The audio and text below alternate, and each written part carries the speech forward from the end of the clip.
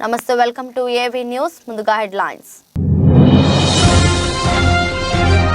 సముద్రపు దొంగల ఆధీనంలో బంగ్లా షిప్ స్పందించిన భారత యుద్ధ నౌక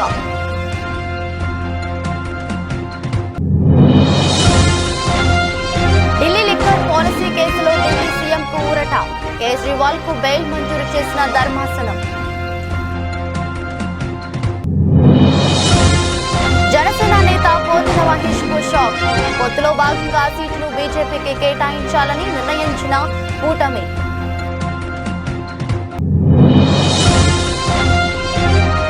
పవన్ కళ్యాణ్ ను ఓడించడమే లక్ష్యంగా వైసీపీ ప్లాన్ హాట్ గా పిఠాపురం పాలిటిక్స్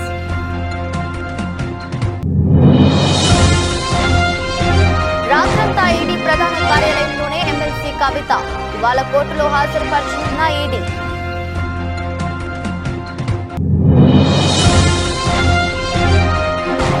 ట్రాన్సిట్ వారెంట్ లేకుండా ఎలా అరెస్ట్ చేశారు ఈడీ అధికారులను నిలిచిన కేటీఆర్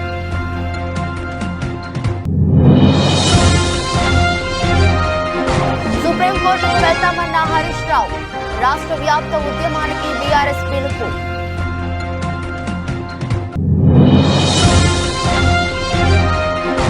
నేడు రాజకీయాల్లో హీరోను పవన్ పై ముద్రగడ ఫైర్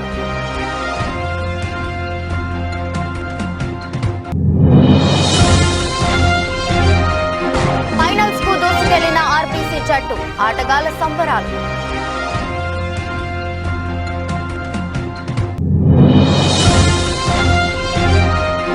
అల్లు అర్జున్ ని పట్టుకుని ఏం చేసిన అభిమాని నెట్టింట వైరల్ అవుతున్న వీడియో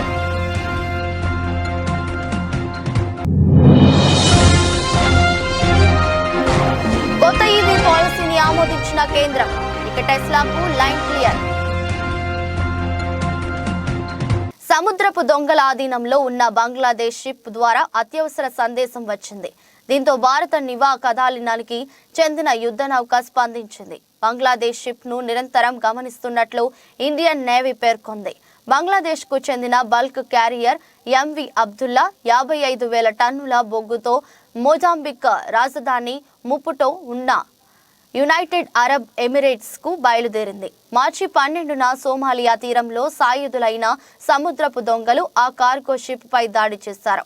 అందులో చేరుకోవడంతో పాటు బంగ్లాదేశ్ కు చెందిన 23 మంది సిబ్బందిని నిర్బంధించారు.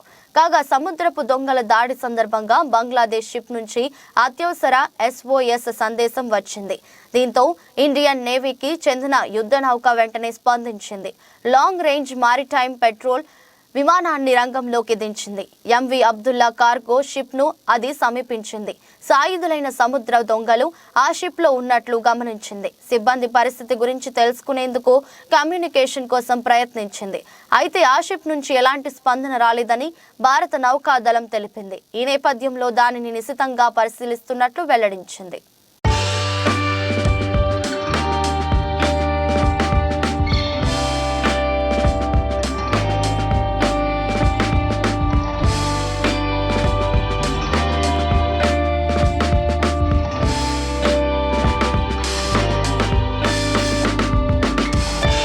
ఢిల్లీ లిక్కర్ పాలసీ కేసులో ఢిల్లీ సీఎం అరవింద్ కేజ్రీవాల్ కు ఊరట లభించింది. కేజ్రీవాల్ కు రౌస్ అవెన్యూ కోర్టు ముందస్తు బెయిల్ మంజూరు చేసింది.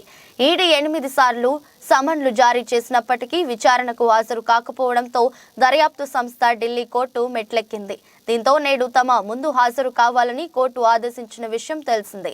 ఈ నేపథ్యంలో శనివారం ఉదయం విచారణకు హాజరైన కేజ్రీవాల్ కు న్యాయస్థానం షరతులతో కూడిన బెయిల్ మంజూరు చేసింది.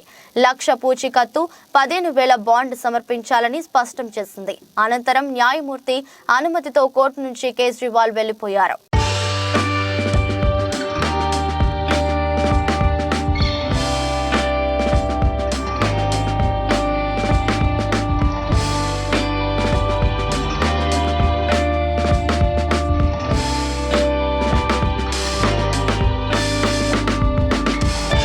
విజయవాడ వెస్ట్ టికెట్ కేటాయింపుపై ఉత్కంఠ వీడింది. ఆ సీటును బీజేపీకి కేటాయించాలని కూటమి నిర్ణయించింది. ఇప్పటి వరకు విజయవాడ వెస్ట్ టికెట్ ను జనసేనకే కేటాయిస్తారని ప్రచారం జరిగింది. జనసేన తరపున పోతిన మహేష్ పోటీకి సిద్ధమయ్యారు. కానీ ఆ సీటుని పొత్తులో భాగంగా బీజేపీకి వెళ్లిపోయింది. బీజేపీ అధిష్టానం అభ్యర్థి ఎంపికపై అన్వేషణ మొదలుపెట్టింది. విజయవాడ వెస్ట్ సీటు కోసం బీజేపీ నుంచి 3 నేతలు పోటీ పడుతున్నారు. బీసీ సామాజిక వర్గానికి చెందిన అడ్డూరి శ్రీరామ్, గోలగాని రవికృష్ణ టికెట్ ఆశిస్తున్నారు. ఆర్యవైశ్య సామాజిక వర్గానికి చెందిన పోలిశెట్టి రవికుమార్ కూడా విజయవాడ పశ్చిమ నుంచి పోటీ చేసేందుకు ఆసక్తిగా ఉన్నారు. మొత్తానికి 1-2 రోజుల్లో విజయవాడ వెస్ట్ అభ్యర్థిపై క్లారిటీ రానుంది.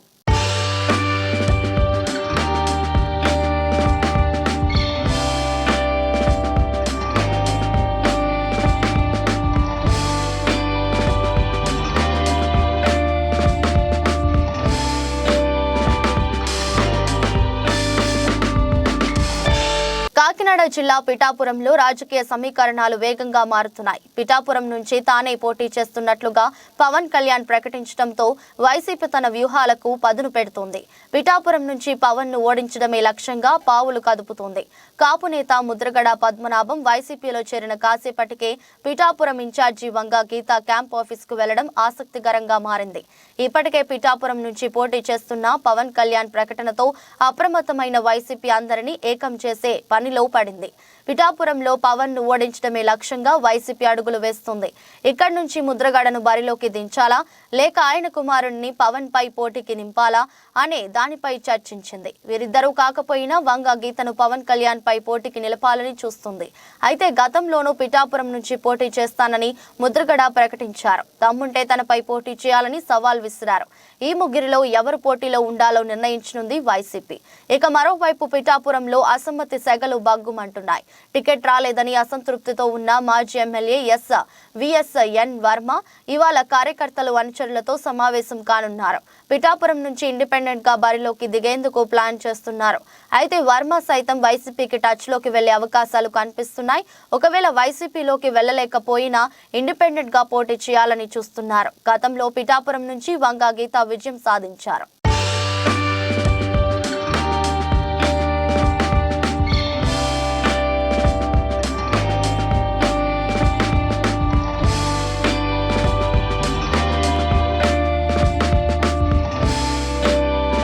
సంచలనం సృష్టించిన ఢిల్లీ లిక్కర్ స్కామ్ కేసులో బీఆర్ఎస్ ఎమ్మెల్సీ కవితను శుక్రవారం ఈడీ అధికారులు అరెస్టు చేసిన విషయం తెలిసిందే. ఈ కేసు తెర మీదకు వచ్చిన 1.5 తరువాత కవిత అరెస్ట్ అయ్యారు. సౌత్ గ్రూప్ సభ్యుల్లో కవితదే చివరి అరెస్ట్ అయిన వారు ఇచ్చిన స్టేట్మెంట్ల ఆధారంగా పలుమార్లు నోటీసులు ఇచ్చి విచారించారు. ఈ నేపథ్యంలోనే శుక్రవారం కవిత ఇంట్లో రైడ్స్ చేసి ఈడీ అధికారులు ఆమెను అరెస్టు చేశారు. హైదరాబాద్ విమానాశ్రయంలో రాత్రి 8:45 ఆమెను విమానంలో ఢిల్లీకి ఈడీ అధికారులు తరలించారు.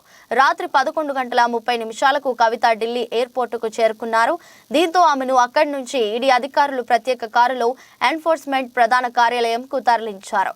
రెగ్యులర్ రూట్ లో కాకుండా వేరే మార్గంలో కవితను తరలించారు. అప్పటికే కార్యాలయం వద్దకు వైద్య బృందం చేరుకోవడంతో కవితకు వైద్య పరీక్షలు నిర్వహించారు. కవిత రాత్రంతా ఈడీ కార్యాలయంలోనే ఉన్నారు. కవిత వెంట ఆమె భర్త అనిల్ కుమార్, న్యాయవాది మోహిత్ రావు ఉన్నారు. ఈడీ కార్యాలయం వద్ద 144 సెక్షన్ విధించారు. భారీగా పోలీసులను మోహరించారు. బారికేడ్లు ఏర్పాటు చేసి కట్టుదిట్టమైన భద్రతను ఏర్పాటు చేశారు. ఈడీ కార్యాలయంకు వెళ్లే 3 మార్గాల్లో 2టిని మూసివేశారు. బీఆర్ఎస్ శ్రేణులు నిరసనకు దిగే అవకాశం ఉండటంతో భద్రతను కట్టుదిట్టం చేశారు. కవితను ఇవాళ ఢిల్లీలోని రౌస్ అవెన్యూ కోర్టులో ఈడీ అధికారులు హాజరుపరచనున్నారు. Liquor policy money laundering case దర్యాప్తు కోసం నాగ్పాల్ బెంచ్ ముందు హాజరుపరచనున్నారు. కవితను ఈడీ అధికారులు కస్టడీకి కోరనున్నారు.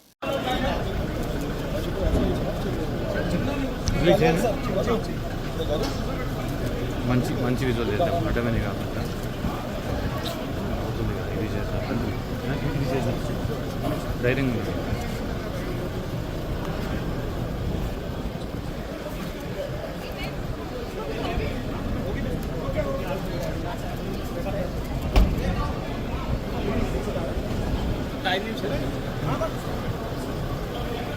బీఆర్ఎస్ ఎమ్మెల్యే మాజీ మంత్రి కేటీఆర్ పై ఈడీ అధికారులు బంజారాహిల్స్ పోలీస్ స్టేషన్లో ఫిర్యాదు చేశారు. కవిత అరెస్టు సమయంలో ఆయన తమ విధులకు ఆటంకం కలిగించారని ఆరోపించారు. ఈ మేరకు ఈడీ మహిళా అధికారి ప్రియా మీనా బంజారాహిల్స్ పోలీసులకు ఫిర్యాదు చేశారు. కవిత అరెస్టు సమయంలో ఈడీ అధికారులపై కేటీఆర్ పలు ప్రశ్నలు సంధించిన విషయం తెలిసిందే. సుప్రీంకోర్టులో కవిత పిటిషన్ పెండింగ్ లో ఉండగా ఎలా అరెస్టు చేస్తారని ఆయన ప్రశ్నించారు. కవితను అరెస్టు చేయబోమని సుప్రీంకోర్టుకు చెప్పి ఇప్పుడు ఎలా ఆమెను అదుపులోకి తీసుకుంటున్నారని ప్రశ్నించారు. శని ఆదివారాలు కోర్టుకు సెలవని తెలిసే శుక్రవారం అరెస్టు చేసేందుకు వచ్చారని కేటీఆర్ ఆరోపించారు. ఇందుకు సంబంధించిన వీడియోలు ప్రసార మాధ్యమాల్లో బాగా వైరల్ అయ్యాయి.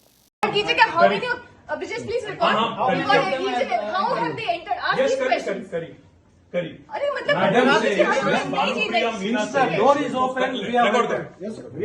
Madam Bhanupriya Meena says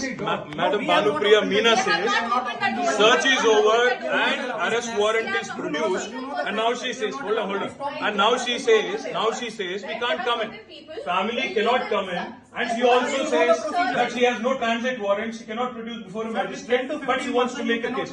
Listen, you have given an undertaking in Supreme Court and now you're violating it. You are in serious trouble. You are in serious trouble.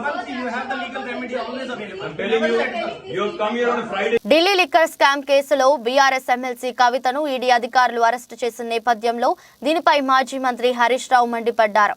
ఇవాళ ఆయన హైదరాబాద్ లో మీడియా సమావేశంలో మాట్లాడుతూ రాజకీయ కుట్రలో భాగంగానే కవితను అరెస్టు చేశారని చెప్పారు. కవిత అరెస్టును సుప్రీంకోర్టులో ఎదుర్కొంటామని తెలిపారు. మహిళలను ఈడీ అరెస్టు చేసే విషయంలో సుప్రీంకోర్టు విచారణ జరుగుతుందని అన్నారు. కవితను ఉన్నట్టుండి అత్యవసరంగా ఎందుకు అరెస్టు చేయాల్సి వచ్చిందని నిలదీశారు. కవిత అరెస్టు అప్రజాస్వామికమని హరీష్ రావు చెప్పారు. రాజకీయ దురుద్దేశంతో అరెస్టు చేశారని తెలిపారు. గత 18 నెలలుగా బీజేపీ నేతలు అరెస్టు చేస్తామని ప్రకటనలు చేస్తున్నారని అన్నారు. రేపు పార్లమెంట్ ఎన్నికల షెడ్యూల్ వస్తుందని, అందుకే రాజకీయ లబ్ధి కోసం కాంగ్రెస్ బీజేపీ కుట్రలు పన్నాయని చెప్పారు. తమకు అరెస్టులు వేధింపులు కొత్త కాదని తెలిపారు. మమతా బెనర్జీ, నళిని బెనర్జీ, కవిత కేసులపై సుప్రీంకోర్టు విచారిస్తుందని అన్నారు. పార్లమెంట్ ఎన్నికల్లో దెబ్బతీసేందుకు బీజేపీ కుట్రలు పన్నుతుందని చెప్పారు. కవిత అరెస్టుకు నిరసనగా అన్ని నియోజకవర్గాల్లో నిరసన కార్యక్రమాలు నిర్వహిస్తామని చెప్పారు. కాంగ్రెస్ బీజేపీ కుమ్మక్కైన ప్రజాక్షేత్రంలో ఎదుర్కొంటామని తెలిపారు. ఈ రెండు పార్టీలకు శిక్ష తప్పదని అన్నారు. కవిత అరెస్టుకు నిరసనగా రాష్ట్ర వ్యాప్త ఉద్యమం చేపడతామని బీఆర్ఎస్ ప్రకటించింది. ఒక దౌర్జన్యపూర్వకంగా ఇవాళ కవిత గారి అరెస్ట్ జరిగింది. ఇది గతంలో కూడా జరిగింది, మీరు అందరు చూస్తున్నారు. మా మంత్రులు గంగుల కమలాకర్ గాని, ఇతర మంత్రులు, మా పార్లమెంట్ సభ్యులు, మా శాసనసభ్యుల మీద కూడా ఇలాంటి ప్రయత్నాలు జరిగినాయి. అటు ఈడీ కేసులు, ఇటు రాష్ట్ర ప్రభుత్వ అక్రమ కేసులు, ఇలా అనేక రకాల మా పార్టీ నాయకుల మీద కూడా కుట్ర జరిగింది. ఒకవైపు మా ఎమ్మెల్యేలను కొనుగోలు చేసే ప్రయత్నం కూడా ఇదే బీజేపీ నాయకులు చేసిన విషయం కూడా మనందరికీ తెలుసు. అంటే ఇది ఒక రకంగా రాజకీయంగా మా మీద కక్ష సాధింపు చర్యలకు పాల్పడతా ఉన్నారు. ఎందుకంటే ఇదంతా కూడా ఒక కక్షతో చేస్తున్నటువంటిదే తప్ప ఇంకోటేం కాదు. ఈ అప్రజాస్వామిక చర్యలకు నిరసనగా ఈరోజు కవిత గారి అరెస్టుకు నిరసనగా రాష్ట్ర వ్యాప్తంగా కూడా రేపు అన్ని నియోజకవర్గ కేంద్రాల్లో పెద్ద ఎత్తున నిరసన కార్యక్రమాలు చేయాలని చెప్పి పార్టీ పిలుపునిస్తా ఉంది. ఎందుకంటే ఈరోజు ఈ అరెస్ట్ అనేది కేవలం రాజకీయంగా ప్రేరేపితమైంది. 1 సంవత్సరంన్నర కింద కవిత గారిని విట్నెస్ కింద నోటీస్ ఇచ్చారు. ఏడాదిని అర్థం తర్వాత ఇవాళ అక్యూజ్డ్ కింద మేము అరెస్ట్ చేస్తున్నామంటారు. అంటే ఏడాదిని అర్థం ఏం చేసిండ్రు మరి మీరు? ఈ 1.5 years నుంచి ఏం చేసిండ్రు? రేపు పార్లమెంట్ ఎన్నికల నోటిఫికేషన్ వస్తే ఇవాళ అరెస్ట్ చేయడం అనేటువంటిది ఇది పూర్తిగా రాజకీయ దురుద్దేశంతో ఒక కుట్రతో చేసినటువంటిదే తప్ప ఇంకోటేమీ కాదు. రాజకీయ పరంగా తాను తీసుకున్న నిర్ణయంపై సోషల్ మీడియాలో జరుగుతున్న ప్రచారాన్ని కాపు ఉద్యమ నేత ముద్రగడ పద్మనాభం ఖండించారు. ఈ క్రమంలో జనసేన పార్టీ, ఆ పార్టీ అధినేత పవన్ కళ్యాణ్ పైన ఆయన మండిపడ్డారు. శనివారం ఉదయం కిర్లంపూడిలో ముద్రగడ మీడియాతో మాట్లాడుతూ ఘనమైన కుటుంబ చరిత్ర మాది. నిన్న సీఎం జగన్ సమక్షంలో వైఎస్ఆర్సీపీలో చేరా, కానీ ఇప్పుడు నాపై సోషల్ మీడియాలో తప్పుడు రాతలు రాస్తున్నారు. నేను రాజకీయాల్లోకి రావడానికి కాపులు కారణం కాదు. బేషరతుగానే వైఎస్ఆర్సీపీలో చేరా, ప్రజలకు సేవ చేయడానికి ఈ పార్టీని ఎంచుకున్నా. కాపులు, దళితుల కోసం నేను ఉద్యమించా. దళితుల భిక్షతోనే ఈ స్థితికి వచ్చా. కిర్లంపూడి సర్పంచ్ పదవులు వస్తే బీసీని గెలిపించాను. ఏ ఉద్యమం చేసినా బీసీలు, దళితులే ముందుండి నడిపించారు. నా వర్గాన్ని, నా మనుషులను కాపాడుకోవడానికి ఏమైనా చేస్తాను. రాజకీయాల్లో మొలతాడు లేనివాడు ఇప్పుడు నాకు పాఠాలు చెప్తున్నాడు. అసలు మీరు చెప్పినట్లు నేను ఎందుకు ఎందుకు రాజకీయం చేయాలి? నాకు చెప్పడానికి ఆయన ఎవరు? అసలు చంద్రబాబు 5 ఏళ్ల పాలనలో అసలు పవన్ ఎక్కడ ఉన్నాడు? కాపు జాతిని అవమానించినప్పుడు పవన్ ఎందుకు స్పందించలేదు? మీరు సినిమాల్లో హీరో కావచ్చు, రాజకీయాల్లో మాత్రం నేనే హీరోను అంటూ ముద్రగడ వ్యాఖ్యానించారు. మొన్న స్నేహితుడు కాదు సార్, నాకు మా సైకిల్ ర్యాలీకి 6,000 మందికి భోజనం వండించాడు సార్. అప్పటి నుంచి మా ఇద్దరికి బంధం. అంచేత వచ్చే నమస్కారం సార్ శ్రీని గారు, రాబోతే 2 నమస్కారాలు. వాళ్ళ పర్మిషన్ కావాలా వాళ్ళకి, బహుశా వచ్చి ఉండవు అని చెప్పడం జరిగింది సార్. అదిగో ఇదిగో అదిగో ఇదిగో అని చెప్పేసి నేను అన్నాను సార్. తర్వాత వాసు గారు ఆయన వచ్చారండి, కలుస్తాను. ఏంటికండి 70-80 సీట్లు పోటీ చేయండి, ముఖ్యమంత్రి షేరింగ్ అడగండి, నేను శరీరం దాచుకోకుండా పని చేస్తానని చెప్పాను. 20 సీట్ల కోసం నన్ను ఎందుకు ఆహ్వానిస్తారు? ఎందుకండి దేనికోసం సేవ చేయాలా? మీకు ముఖ్యమంత్రి ఎట్లా చెప్పండి. ఫస్ట్ మీకు ముఖ్యమంత్రి మీకు 2-3 చంద్రబాబు నాయుడు గారు పంచుకుందాం, 70-80 సీట్లు తీసుకోండి అని ఆఫర్ చేసి ఉంటే అప్పుడు చెప్పండి సార్, నేను చేస్తాను. ఇంకోటి కూడా చెప్పాను సార్ వాసు గారికి, అయ్యా వాసు గారు, చంద్రబాబు నాయుడు గారు జైలుకి వెళ్ళిన తర్వాత వారి గ్రాఫ్ పూర్తిగా భూస్థాపితం అయిపోయింది. పవన్ కళ్యాణ్ గారు జైలుకి వెళ్ళి చూసి వచ్చిన తర్వాత బయటకు వచ్చి భరోసా ఇచ్చిన తర్వాత గ్రాఫ్ విపరీతంగా పెరిగిందండి. మీ వల్ల పెరిగింది గ్రాఫ్. చంద్రబాబు నాయుడు గారు ఏం చేయాలా? కళ్యాణ్ గారు జరిగిపోయింది, ఇద్దరు ఆఫ్ పోటీ చేసుకుందాం, ముందు మీరు 2 తీసుకోండి, తర్వాత నాకు మోడీ ఇవ్వండి అడిగి ఉండాలా వాసు గారు? అటువంటి మాట కూడా పొందడానికి మీకు. మహిళల ప్రీమియర్ లీగ్ 2024 టోర్నీలో స్మృతి మంధానా నేతృత్వంలోని ఆర్సీబీ జట్టు ఫైనల్లోకి దూసుకెళ్లింది. ఎలిమినేటర్ మ్యాచ్లో ఆర్సీబీ జట్టు 5 పరుగుల తేడాతో హర్మన్ ప్రీత్ కౌర్ నేతృత్వంలోని ముంబై జట్టుపై విజయం సాధించింది. దీంతో ఇప్పటికే ఫైనల్కు వెళ్లిన ఢిల్లీ జట్టుతో ఆర్సీబీ జట్టు ఆదివారం ఢిల్లీ మైదానంలో తలపడనుంది. చివరి బాల్ వరకు ఉత్కంఠ భరితంగా సాగిన మ్యాచ్లో ఆర్సీబీ జట్టు పైచేయి సాధించింది. టాస్ గెలిచి తొలుత బ్యాటింగ్ చేసిన ఆర్సీబీ జట్టు నిర్ణీత ఓవర్లలో కేవలం 135 పరుగులు మాత్రమే చేయగలిగింది. ఆర్సీబీ బ్యాటింగ్ ప్రారంభంలో పేలవంగా సాగింది. 34 పరుగులకే 3 వికెట్లు కోల్పోయింది. కెప్టెన్ స్మృతి మందన కేవలం 10 పరుగులకే అవుట్ అయింది. కష్టాల్లో ఉన్న ఆర్సీబీ జట్టును ఎల్లిస్ ఫారీ ఆదుకుంది. ఎల్లిస్ 50 బంతుల్లో 66 పరుగులు చేసింది. చివరిలో జార్జియా వేర్ హోమ్ 10 బంతుల్లో 18 పరుగులు చేయడం జట్టు స్కోర్ 135 పరుగులకు చేరింది. 136 పరుగుల లక్ష్యంతో బ్యాటింగ్ ప్రారంభించిన ముంబై ఆటగాళ్లు ధాటిగా ఆడలేకపోయారు. దీంతో 10 ఓవర్లకు 68 పరుగులు చేసిన 3 వికెట్లు కోల్పోయింది. హర్మన్ ప్రీత్ కౌర్ 33 పరుగుల వ్యక్తిగత స్కోర్ వద్ద అవుట్ అయింది. దీంతో మ్యాచ్ క్రమంగా ఆర్సీబీ జట్టు వైపు మళ్లింది. ఆఖరి ఓవర్లో 12 పరుగులు అవసరం కాగా తొలి 3 బంతులకు 4 పరుగులే వచ్చాయి. 4వ బంతికి పూజ 4ను అవుట్ అయింది. ఆ తరువాత 2 బంతులకు 2 పరుగులు రావడంతో ముంబై జట్టు నిర్ణీత ఓవర్లలో 130 పరుగులు మాత్రమే చేయగలిగింది. దీంతో ఆర్సీబీ జట్టు విజయం సాధించి ఫైనల్స్ కు దూసుకెళ్లింది. ఫైనల్స్ కు చేరడంతో ఆర్సీబీ జట్టు ప్లేయర్లు సంబరాలు చేసుకుంటున్నారు. ఇందుకు సంబంధించిన వీడియో సోషల్ మీడియాలో వైరల్ గా మారింది.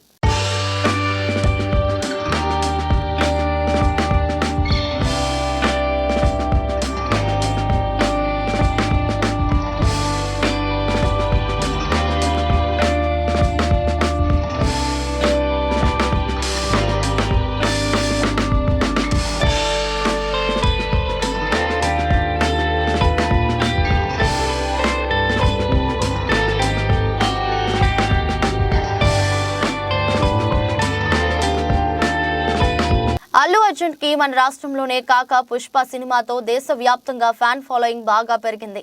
అల్లు అర్జున్ ఆర్మీ అని అభిమానులు హంగామా చేస్తుంటారు. ప్రస్తుతం అల్లు అర్జున్ పుష్ప 2 సినిమా షూట్ లో బిజీగా ఉన్నారు. ఇటీవల వైజాగ్ కి అల్లు అర్జున్ వెళ్తే అభిమానులు భారీగా వచ్చి బన్నీని ర్యాలీగా తీసుకువెళ్లిన సంగతి తెలిసిందే.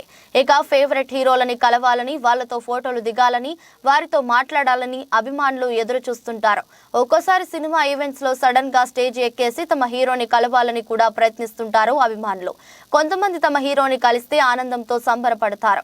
తాజాగా ఓ అభిమాని అల్లు అర్జున్ ని కలిశాడు. దీంతో అల్లు అర్జున్ ని హత్తుకొని ఆనందంతో ఏడ్చాడు. బన్నీ సెక్యూరిటీ అతన్ని పక్కకి పంపించేద్దామని ట్రై చేసినా అల్లు అర్జున్ వారించి అతన్ని ఓదార్చాడు. అల్లు అర్జున్ ఆ అభిమానిని దగ్గరికి తీసుకుని హత్తుకొని ఓదార్చాడు. దీంతో ఆ అభిమాని చాలా సంతోషంగా పొంగిపోయాడు. ఈ వీడియో ప్రస్తుతం సోషల్ మీడియాలో వైరల్ గా మారింది. ఇది కదా మా హీరో అంటూ బన్నీ అభిమానులు ఈ వీడియోను తెగ షేర్ చేస్తున్నారు. ఈ సంఘటనతో మరోసారి బన్నీని అంతా అభినందిస్తున్నారు.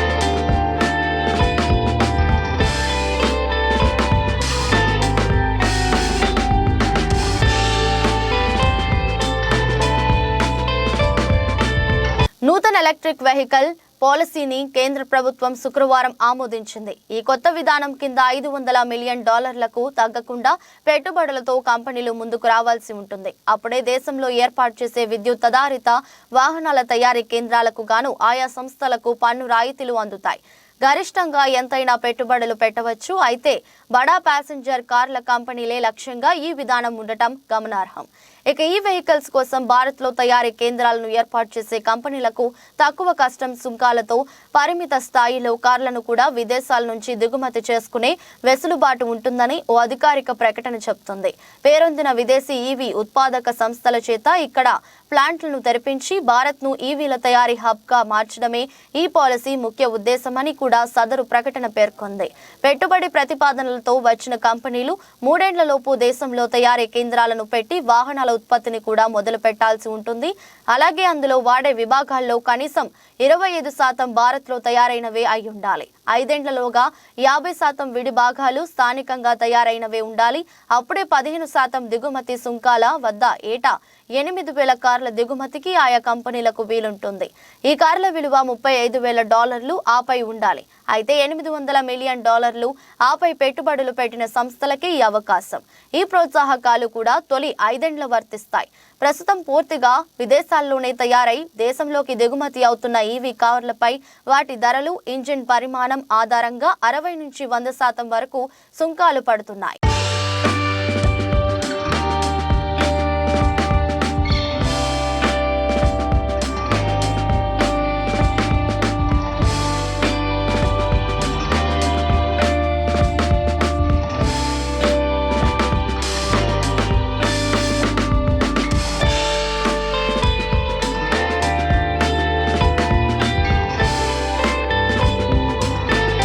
పలాస మండలం బొడ్డపాడు సచివాలయం పరిధిలో నూతనంగా నిర్మించిన ఎస్సీ కమ్యూనిటీ హాల్ మరియు విలేజ్ హెల్త్ క్లినిక్ ను పార్టీ నాయకులతో కలిసి ప్రారంభించిన రాష్ట్ర పశుసంవర్ధక, పాడి పరిశ్రమ మరియు మత్స్యశాఖ మాత్యులు డాక్టర్ సీదిరి అప్పలరాజు.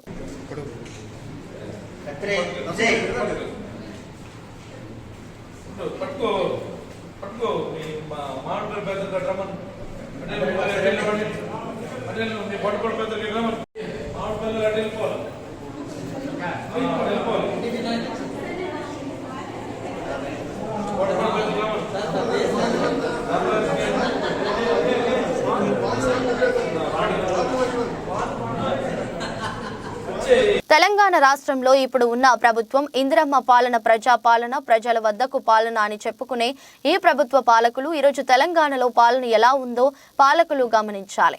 ఇప్పుడు ఉన్న ప్రభుత్వం ముఖ్యమంత్రి రేవంత్ రెడ్డి అన్న అధికారంలోకి వచ్చిన 2 రోజుల్లోనే 2 లక్షల రుణమాఫీ చేస్తానని మాట అన్నారు.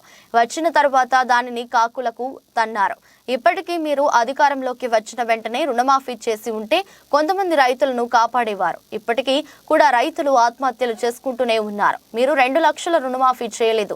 ఆర్థిక ఇబ్బందులతోటి వడ్డీలు కట్టలేక బ్యాంకుల చుట్టూ లోన్ల కోసం తిరుగుతుంటే బ్యాంకులు లోన్లు ఇవ్వలేక ఇవాళ ఆత్మహత్యలు చేసుకునే పరిస్థితి తెలంగాణలో ఉంది. ఒకసారి ప్రభుత్వ పెద్దలు ఆలోచించాలి. మీరు కూడా రైతు కుటుంబం నుంచి వచ్చిన వారే. మేము రైతులమే, రైతు నాయకులు అని చెప్పుకుంటున్న మీరు ఒకసారి రైతుల గురించి ఆలోచించాలి. ఎంత దయనీయంగా ఉన్నదో రైతుల పరిస్థితి. రైతులు ఒక్క పూట అన్నం తినే పరిస్థితి కూడా లేకుండా పోయింది. రాష్ట్రంలో చిన్న సన్నకారు రైతులు 80% మంది ఉన్నారు. తెలంగాణ బతుకమ్మ పార్టీ రాష్ట్ర వ్యవస్థాపక అధ్యక్షుడిని. ఈరోజు మన తెలంగాణలో ఇందిరమ్మ ప్రభుత్వం అని చెప్పుకునే ఈ యొక్క ప్రభుత్వ పాలకులు ప్రజాపాలన, ఇది ప్రజల పాలన అని చెప్పుకునే ఈ నాయకులు ఈరోజు తెలంగాణలో రైతుల పరిస్థితి ఎట్లా ఉంది అని ఒక్కసారి ఆలోచించాల్సిన అవసరం ఉంది. ఈరోజు రేవంత్ అన్న, ముఖ్యంగా ముఖ్యమంత్రి గారు రేవంత్ అన్న గారికి ఒక విన్నపం. తెలంగాణలో అధికారానికి వచ్చిన రెండో రోజే 2 లక్షల రూపాయల రుణమాఫీ చేస్తానని ఒక మాట అన్నారు. మీరు వచ్చిన తర్వాత దాన్ని కాదు అన్నారు.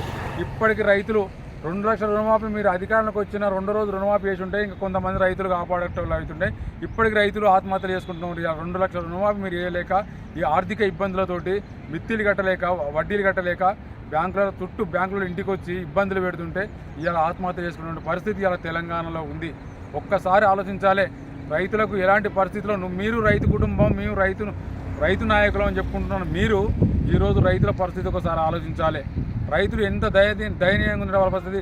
ఒక పూట అన్నం పండించే రైతన్నకు ఒక పూట అన్నం, ఒక బుక్కడు అన్నం కడుపులో పోయి కూడా ఇలా లేని పరిస్థితి ఇవాళ రైతు ఉన్నాడు. చిన్న సన్నకారు రైతులు. వార్తలు ముగించే ముందు మరోసారి హెడ్లైన్స్.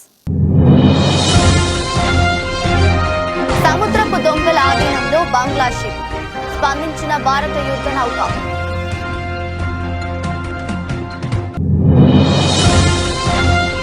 ఢిల్లీ లిక్కర్ పాలసీ కేసులో ఢిల్లీ సీఎంకు ఊరట, కేజ్రీవాల్ కు బెయిల్ మంజూరు చేసిన ధర్మాసనం. జనసేన నేత పోతుల మహేష్ కు షాక్, పొత్తులో భాగంగా సీట్లు బీజేపీకి కేటాయించాలని నిర్ణయించిన కూటమి.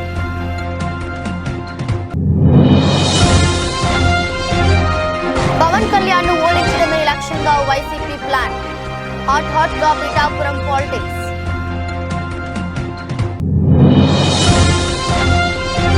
రాత్రంతా ఈడీ ప్రధాన కార్యాలయంలోనే ఎమ్మెల్సీ కవిత, ఇవాళ కోర్టులో హాజరుపరచనున్న ఈడీ.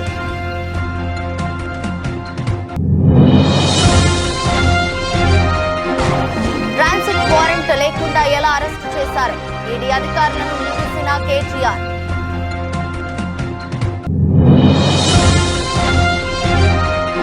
సుప్రీంకోర్టుకు వెళ్తామన్న హరీష్ రావు, రాష్ట్ర వ్యాప్త ఉద్యమానికి బీఆర్ఎస్ పిలుపు.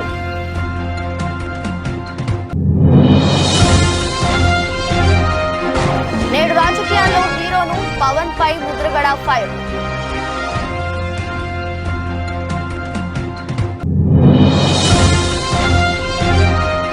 ఫైనల్స్ కు దూసుకెళ్లిన ఆర్బీసీ జట్టు, ఆటగాళ్ల సంబరాలు.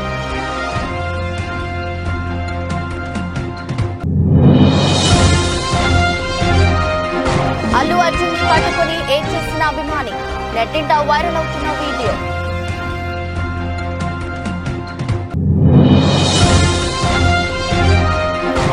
కొత్త ఈవీ పాలసీని ఆమోదించిన కేంద్రం, ఇక టెస్లాకు లైన్ క్లియర్. ఇది బులెటిన్. మరో బులెటిన్లో మళ్ళీ కలుద్దాం. అంతవరకు సెలవు, నమస్కారం.